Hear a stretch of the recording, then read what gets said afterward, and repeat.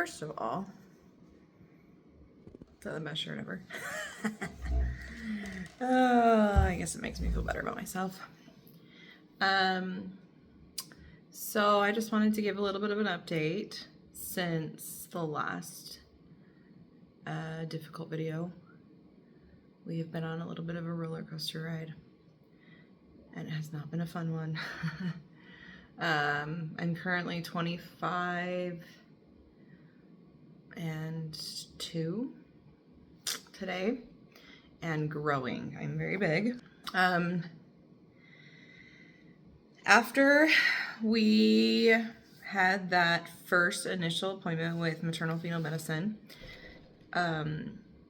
we went on a vacation with our kids, and it was so fun.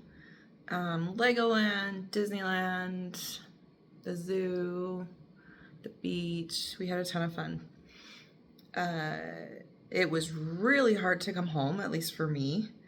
I just know that home means reality, and I'm still not really ready to face all the things that come with reality.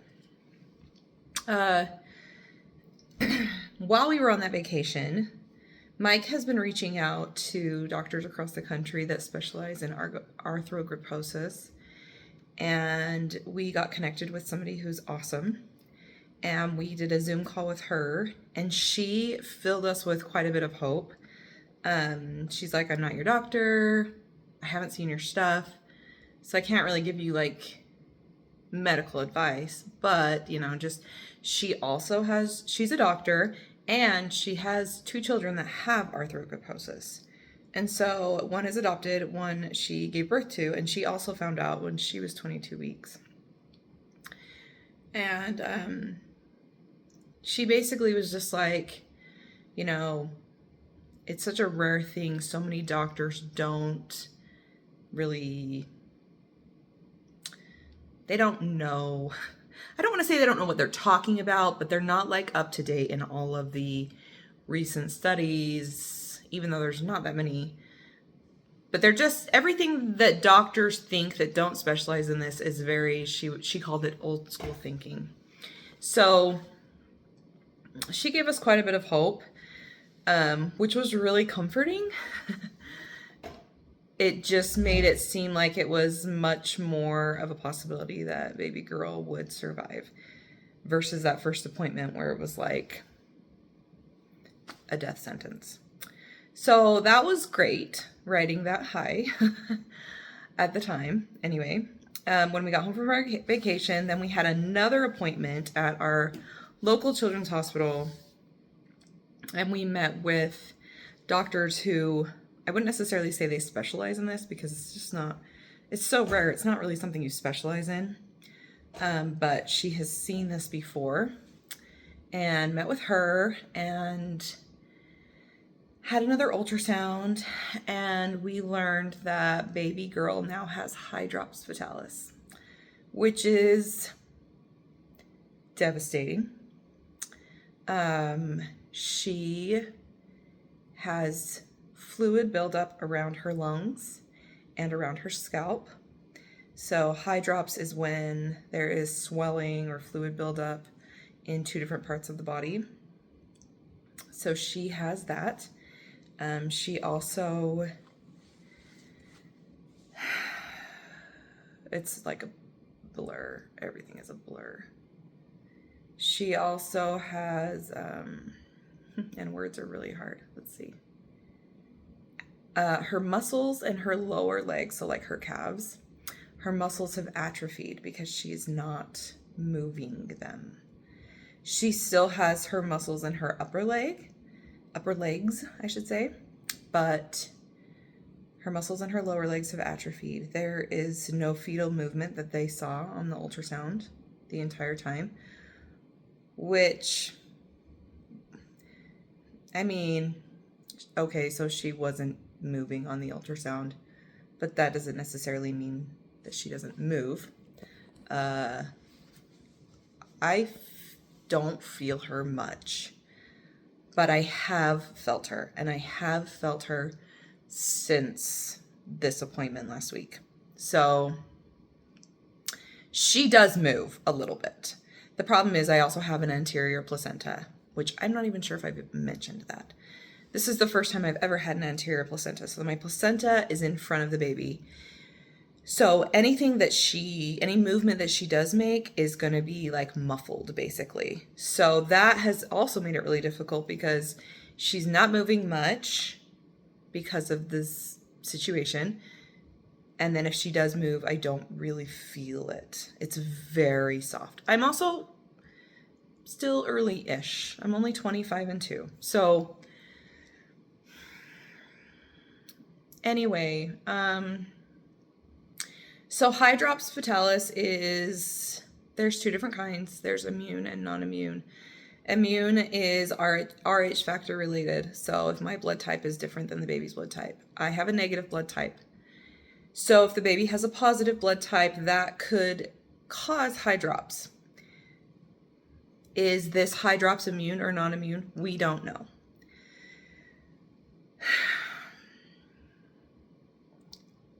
It's not reversible. There are treatments for it, but if it's non-immune, which is most cases are non-immune, which means it's not Rh factor related, it's something else. It's usually some other condition. In our case, most likely the arthrogryposis, or AMC it's also called. So you can treat it, but only kind of. It's confusing and it's difficult and I mostly don't know what I'm talking about because this is so fresh and so new. And when I go to these doctor's appointments, I am emotional and usually sobbing and don't know what questions to ask. It's hard because you don't know what questions to ask until you come home and do some Googling, and then you're not at the appointment anymore. Anyway, this has been beyond devastating. Hydrops is mostly fatal.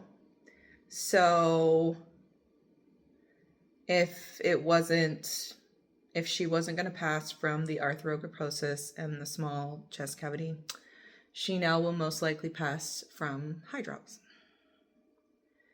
So this is the life we live all of a sudden. And it's shocking and emotional, and I'm just tired of crying. And I'm really upset and mad and so much. After we met with the doctors and they explained kind of the new findings, I'm trying to think if there was anything else. I don't even remember. Then we met with basically like a comfort care coordinator. I don't even really know. She's a nurse practitioner. She's not, I don't even know. What is my life right now? I can't even believe I'm saying these words. She's basically the coordinator for anything prenatal and postnatal at this point.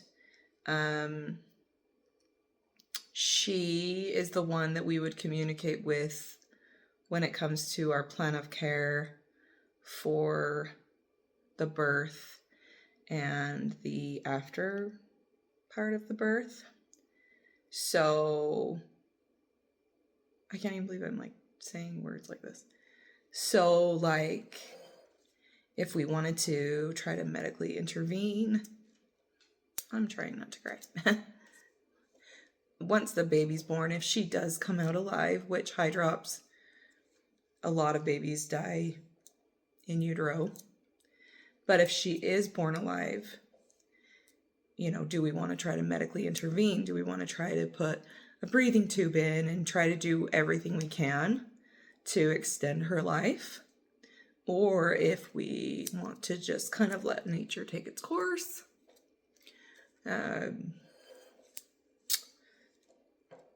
stuff like that. So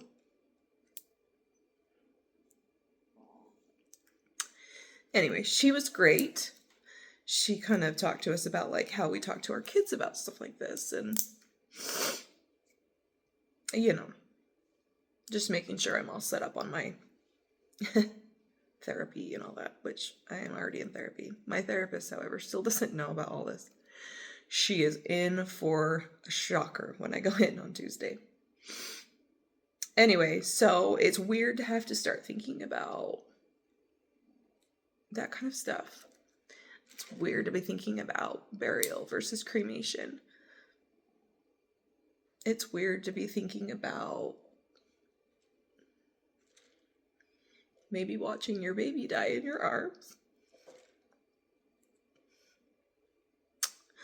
So, anyway, it has been a really rough couple of weeks. And not at all what we expected or planned. The hardest part of all this, well, there's a million hard parts, so I can't really say the hardest part, but one of the most difficult parts is not actually knowing how any of this is going to turn out. We have no idea what the outcome will be and when it will be. And we're just living day to day. And that's really hard. It's hard to not know what's going to happen. But, you know, there's not really much we can do to change any of it. If she were to be born alive, and if she were to survive, she would be very disabled, which I am willing and prepared. Prepared is a funny word. Not prepared, but willing to do whatever I'd have to do as a mom. But her chance of survival is very slim. Very slim. So we will just keep playing this really fun game called The Unknown. And yeah. I don't really know what our path afterward is. And honestly, we're not really thinking about it, because this path is not over yet. It has not ended. Anyway, it's been hard. So our next appointment I have an appointment this coming week with my regular OB. It's just my normal appointment. And I'll be doing the glucose test, which just seems so funny at this point to be doing stuff like this to me. But I'm still pregnant and she's still alive. So I still have to do this stuff. And that's fine. I want to do it. But it's just I don't know. This is hard. So I have my glucose test this week. This will be the first time I've seen my doctor since all of this happened. He most likely will not be delivering this baby. He doesn't deliver at the hospital that I now have to go deliver at. I have to deliver at the hospital that's near the children's hospital. And he doesn't typically deliver there. So that comfort care coordinator lady is supposed to handle all of the changing of the guard. But I will go see my doctor this week, and I think I continue, my regular prenatal care continues through him, even though he's not going to be delivering baby. And we'll see what he has to say. Typically you don't get the RhoGAM shot until 28 weeks. He may or may not give it to me. I don't really know the pros and cons of being given a RhoGAM shot early. I haven't delved into why they don't give it earlier than 28 weeks or typically. So I'm not sure what he'll say or his thoughts on the matter, but I have that appointment this week and then 4 weeks from that last appointment. So, I mean, it's 3.5 weeks. I will go back and have another ultrasound at the Children's Hospital. I'll go back and meet with the doctors again, see if anything's changed. And then I also will be meeting with the neonatal team, which I did not meet with this last time. I'll be meeting with the neonatal team, or me and Mike, obviously, to kind of discuss all the things, kind of like what it's going to look like once this baby is born. So much can change between now and that appointment. Like, so much. I could go into labor. She could die. So I honestly, like, it's really difficult. And to sit down and have these conversations with Mike about, like, what should we do? It's like the most unbelievably hard thing we've ever done. And most of the time when we sit down and have a conversation, we either don't decide anything or we'll say, like, this is what we think, and then the next day we'll feel differently.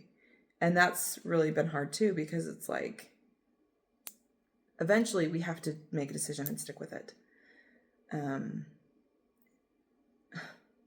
I mean, I can change my mind. I literally could birth her and change my mind as soon as she comes out. But I just, like, I don't know. I don't even know. How do you even make decisions like this?